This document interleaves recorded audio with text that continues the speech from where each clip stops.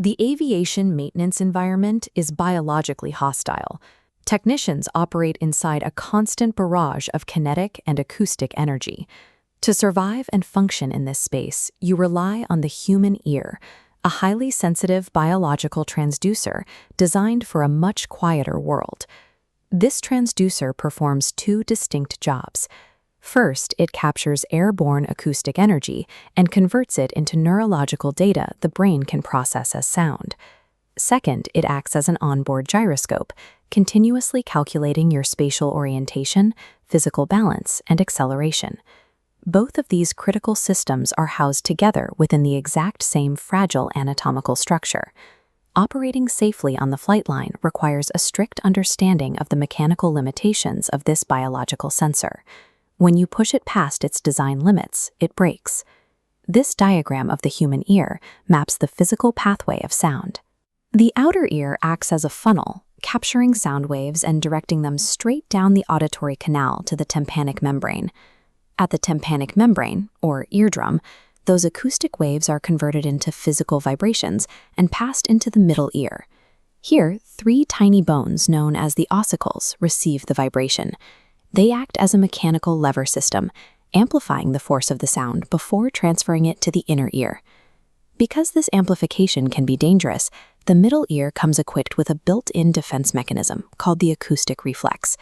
When confronted with extreme noise, two specific muscles contract to dampen the movement of the ossicles. This biological dampener can reduce the transmission of noise by up to 20 decibels, but the acoustic reflex has a strict biological limit. The muscles fatigue rapidly and can only maintain this protection for a maximum of about 15 minutes. Furthermore, the reflex requires time to trigger. It cannot react fast enough to protect the ear against sudden impulse noises, like the crack of a pneumatic rivet gun. The middle ear's biological limiters are entirely inadequate for the sustained and sudden acoustic trauma common to an 8-hour maintenance shift. Moving deeper into the inner ear, we see where mechanical vibration is converted into fluid dynamics. Inside the fluid-filled cochlea lies the basilar membrane, which is covered in roughly 23,000 microscopic, hair-like sensory cells. The longer hairs are calibrated to detect low frequencies, while the shorter hairs detect high frequencies. As the fluid vibrates, these hairs bend. That physical bending triggers the auditory nerve, finally translating the mechanical force into a neural signal the brain recognizes as sound. Located just above the cochlea is a separate network of semicircular canals.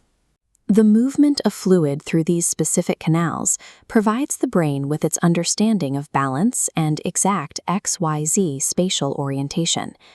Damage or infection to this fluid system compromises both hearing and physical stability, creating an immediate fall hazard when working on elevated platforms or aircraft wings.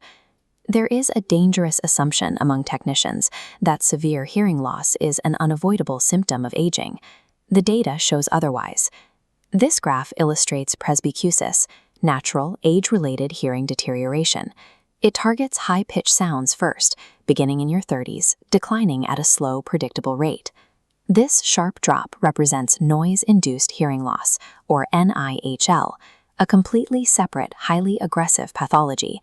NIHL is the literal mechanical destruction of the inner ear. Intermittent exposure to intense hangar noise, combined with airborne aviation fuels and solvents, radically accelerates the baseline timeline of natural hearing loss. Severe hearing loss in older mechanics is the cumulative result of unmanaged occupational hazards rather than biological aging. At the microscopic level, high-decibel shock waves inflict severe physical trauma on the basilar membrane. Initially, this results in a temporary threshold shift, biological fatigue. After an extremely loud shift, your hearing may feel muffled or stuffed with cotton. Over a few hours or days, those flattened sensory cells slowly recover and stand back up. But push them too far and you trigger a permanent threshold shift. This is the absolute failure of those cells to recover. Under continuous high-decibel exposure, the sensory hairs undergo permanent structural failure. They either snap off completely or remain permanently flattened. These nerve cells do not regenerate. Once they are destroyed, that specific frequency band is permanently deleted from your hearing range. every instance of unprotected exposure permanently subtracts from a finite number of sensory cells. NIHL is a one-way street. Acoustic damage is highly predictable. We track it using a metric called the time-weighted average, which calculates your cumulative noise dose over a shift. The baseline rule is straightforward. Any environmental sound exceeding 80 decibels begins accumulating as a harmful dose. This table shows intensity levels. A power mower sits at 90 decibels. On the flight line, hazards scale up. A propeller aircraft registers at 100 decibels. A jet hits 110. Standing near a propeller aircraft hits 120 decibels. At 140, you reach the pain threshold. The regulatory hazard threshold leaves little room for error. If your time-weighted average exceeds 85 decibels over an 8-hour shift, permanent damage is guaranteed over time. And exposure to 115 decibels or higher requires immediate ear protection. At that volume, cellular damage occurs instantly, regardless of the duration. Deafness on the ramp is a mathematical outcome. It is simply exposure time multiplied by decibel intensity. The impact of extreme noise extends well beyond the ear. It directly attacks the brain's cognitive processing power. Continuous, high-level noise causes severe cognitive fatigue. Over the course of a shift, the constant acoustic processing drains your mental stamina. This fatigue specifically attacks your working memory. It becomes actively difficult to retain complex instructions, recall procedures, or simply think straight. As cognitive degradation sets in, the variable maintenance error rate spikes. Procedural steps get skipped. There is also the immediate physical danger of noise masking. High ambient decibels drown out the frequency of human speech and mechanical warnings.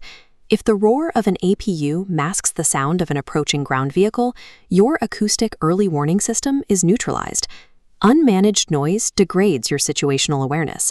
It is a hidden catalyst in the aviation accident error chain. Managing acoustic hazards relies on a strict hierarchy of control. Permanent hearing loss rarely happens on the days you meticulously follow the rules. It happens during those quick 5-minute jobs on the ramp when you decide the ear defenders aren't worth the walk to your toolbox.